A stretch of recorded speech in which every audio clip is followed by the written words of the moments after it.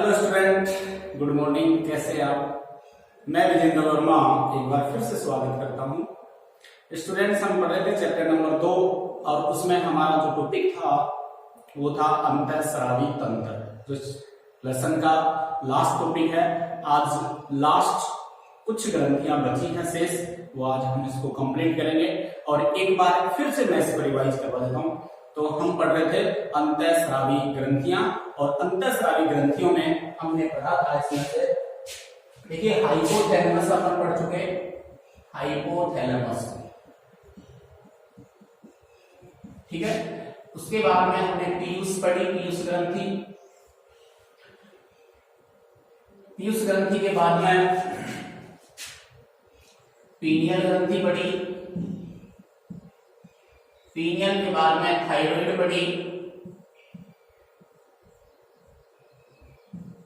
और उसके बाद हमने पैराथायराइड पढ़ी, अग्नाशय ग्रंथि पढ़ी, और अग्नाशय के बाद में एड्रिनल, ठीक है। ये ग्रंथियां हम पढ़ चुके हैं 1 2 3 4 5 6 और 7। आज कुछ ग्रंथियां शेष बची हैं, उनके बारे में मैं एक बार फिर से रिवाइज करवा दूंगा आपको वापस। एक बार अपन देख लेते हैं। तो शेष ग्रंथियां हैं 3।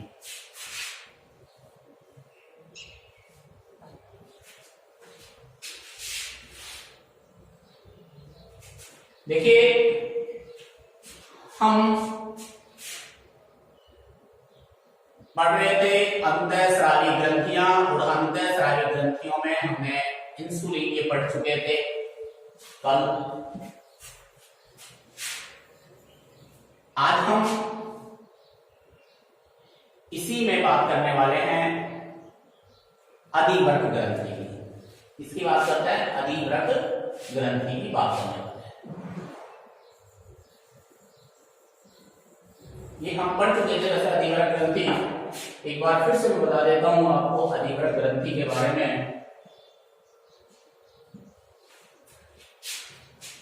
देखिए, अधिवृक्क ग्रंथि कहां स्थित होती है? हमने पढ़ा था कि ये वृक्क किसके ऊपर, ये वृक्क की जो संरचना थी, तो वृक्क के ऊपर एक टोपी नुमा संरचना होती है, जिसको अधिवृक्क ग्रंथि कहते हैं। अधिवृक्क ग्रंथि द्वारा 2 प्रकार के हार्मोन का स्राव होता है, और वो 2 प्रकार के हार्मोन कौन कौन से हैं? एड्रेनालिन और नॉरएड्रेनालिन। हमने कल पढ़ा था इनको संकट मोचक हार्मोन कहते हैं। क्या कहते हैं? संकट मोचक, या आपातकालीन हार्मोन भी कहते हैं इसको, आपातकालीन। इसी को इनको 3F हार्मोन भी कहते हैं। क्या कहते हैं? 3F, fear fight flight. देखिए, संकट मोचक का मतलब ये नहीं है, अनुमान नहीं है ये, लेकिन ये हमारे शरीर में संकट के समय अत्यधिक मात्रा में स्रावित होते हैं ये हार्मोन। ये देखिए, ये हार्मोन शरीर को आपातकाल स्थिति में सुरक्षित रखने का काम करते हैं, और आपातकाल स्थिति में ये हार्मोन तेजी से अधिक मात्रा में स्रावित होते हैं, और अनेक कार्यों जैसे हृदय की धड़कन बढ़ना,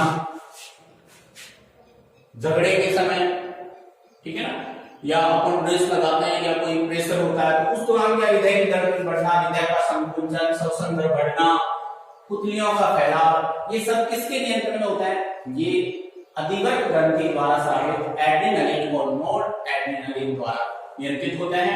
इसलिए इन हार्मोन को क्या कहते हैं? आपातकालीन हार्मोन भी कहते हैं।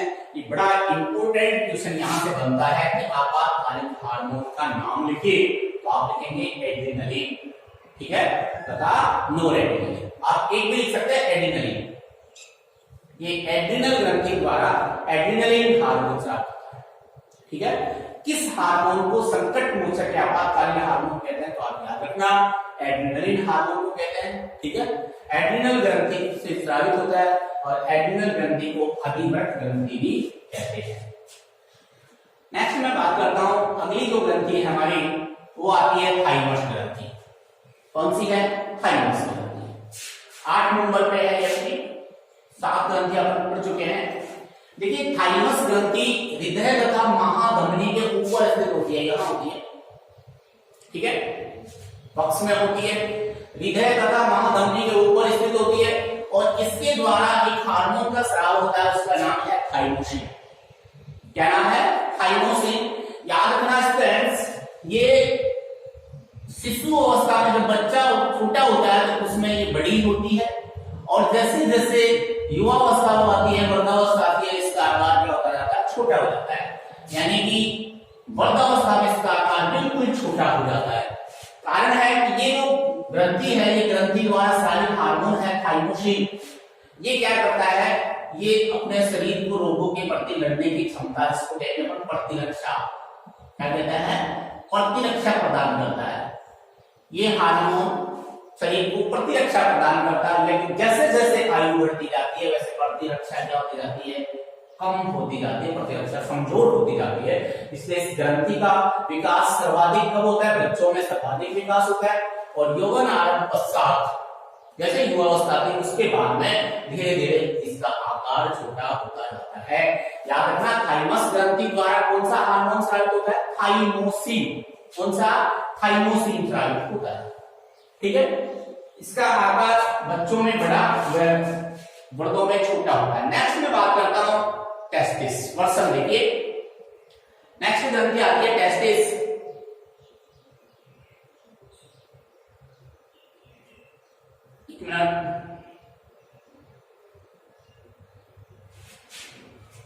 टेस्टिस की बात करता हूं मैं।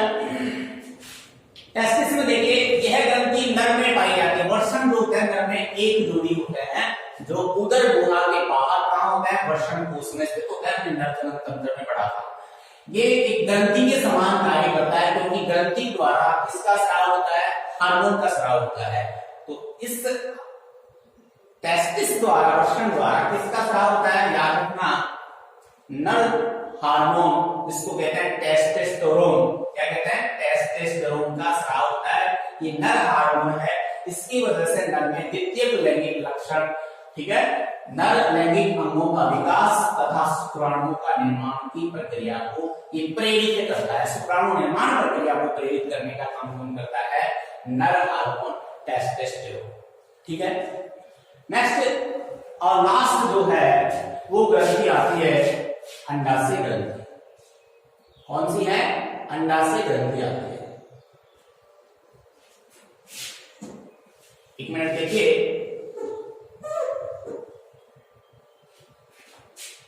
एक बार मैं आपको थोड़ा ऊपर करके दिखा देता हूं अंडाशय ग्रंथि। ठीक है, ये देखिए, थोड़ा बड़ा कर देता हूं अंडाशय ग्रंथि। ये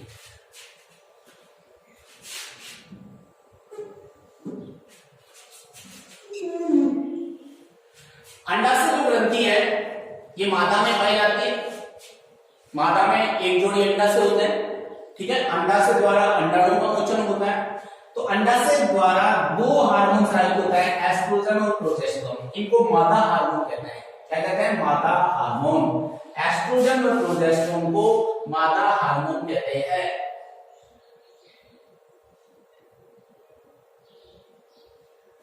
क्या कहते हैं? मादा हार्मोन। ये मादा में द्वितीयक लैंगिक लक्षण जो होते हैं वो इन्हीं की वजह से विकसित होते हैं। मादा में द्वितीयक लैंगिक लक्षण मादा हार्मोन एस्ट्रोजन और प्रोजेस्टेरोन के कारण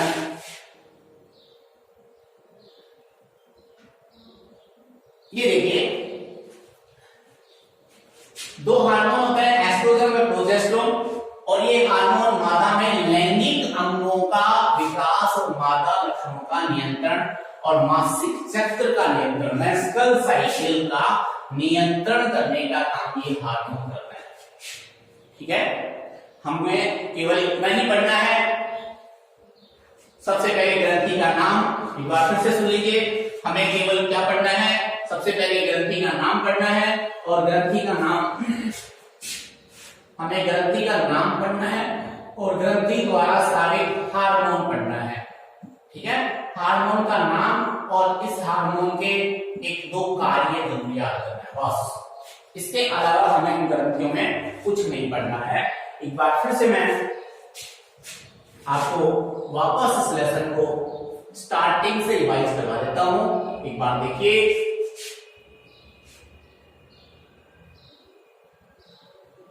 आकार छोटा कर देता हूं।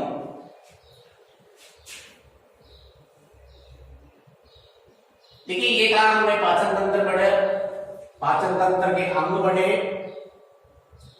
और पाचन तंत्र पढ़ने के बाद में हमने पाचन तंत्र में दांत 4 प्रकार के ग्रंथक, रदनक, अग्रचरणक और चरणक ये पढ़े। ठीक है, ये यहां से रदनक को 2 बार पूछ लिया गया है एग्जाम में, थोड़ा और बड़ा कर देता हूं साइज।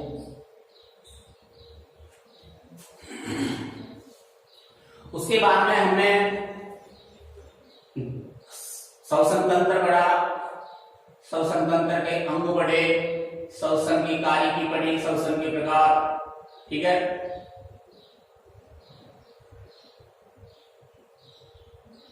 ये श्वसन तंत्र है। उसके बाद में हमने